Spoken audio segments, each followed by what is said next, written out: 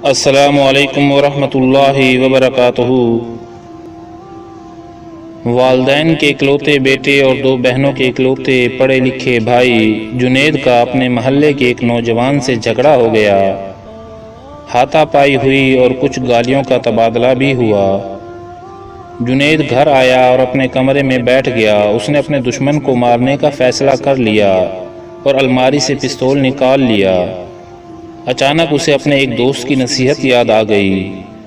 دوست نے اسے ایسا کسی بھی واردات کا انتہائی اقدام اٹھانے سے پہلے اور بعد کے 30 منٹ کو تصوراتی طور پر دیکھنے کو کہا تھا۔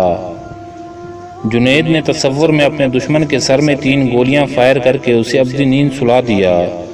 1 گھنٹے بعد وہ گرفتار ہو گیا۔ گرفتاری کے وقت اس کے والدین اور دونوں بہنیں پھوٹ پھوٹ کر رو رہی تھیں۔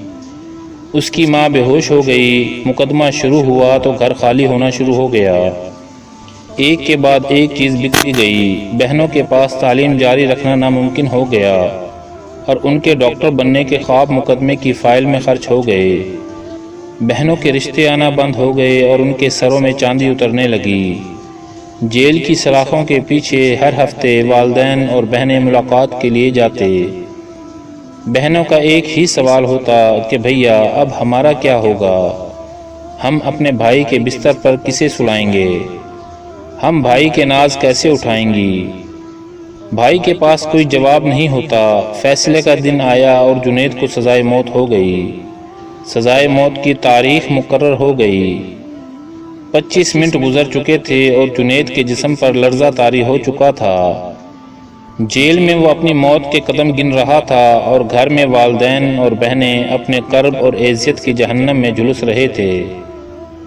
جنید کی آنکھوں پر کالی پٹیاں باندھ دی گئیں اور اسے پھانسی گھاٹ کی طرف لے جایا گیا۔ 29 منٹ ہو چکے تھے۔ پھانسی گھاٹ پر پیر رکھتے ہی 30 منٹ پورے ہو گئے۔ جنید پسینہ پسینہ ہو چکا تھا۔ اس کے جسم میں کپ کپی طاری تھی۔ اس نے پستول واپس الماری میں رکھ دیا۔ اس نے میز سے اپنی بہنوں کی 2 کتابیں اٹھائیں اور بہنوں کے پاس گیا۔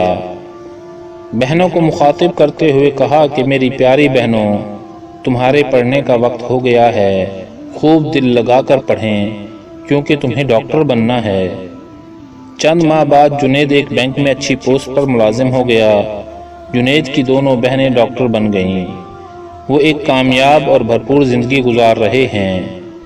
30 منٹ کی تصوراتی واردات اور 30 منٹ کے مقدمے کی کارروائی نے ایک پورے گھر کو اجڑنے سے بچا لیا۔ آپ اپنی زندگی میں یہ 30 منٹ اپنے لیے ضرور بچا کے رکھنا۔ ان 30 منٹ کی تصوراتی اذیت آپ کو زندگی بھر کی اذیت سے بچا لے گی۔ والسلام ورحمۃ اللہ وبرکاتہ۔